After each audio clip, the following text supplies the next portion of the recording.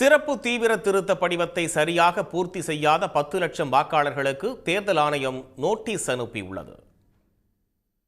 பீகாரை தொடர்ந்து தமிழ்நாடு, புதுச்சேரி, கேரளம், மேற்கு வங்கம் உள்ளிட்ட 12 மாநிலங்கள், யூனியன் பிரதேசங்களில் வாக்காளர் பட்டியல் சிறப்பு தீவிர திருத்தப் பணிகள் கடந்த நவம்பர் 4ஆம் தேதி தொடங்கி நடைபெற்றன. கால அவகாசம் நீட்டிக்கப்பட்டு பணிகள் நிறைவு பெற்றன.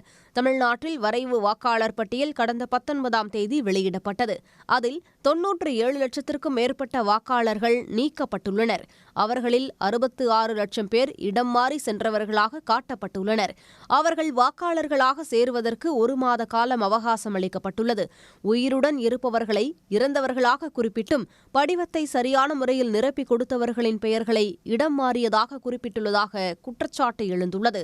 திமுக, காங்கிரஸ் உள்ளிட்ட எதிர்க்கட்சிகள் தமிழ்நாட்டில் 97 லட்சத்திற்கும் மேற்பட்ட வாக்காளர்கள் நீக்கப்பட்டதற்கு கடும் எதிர்ப்பு தெரிவித்து வருகின்றன.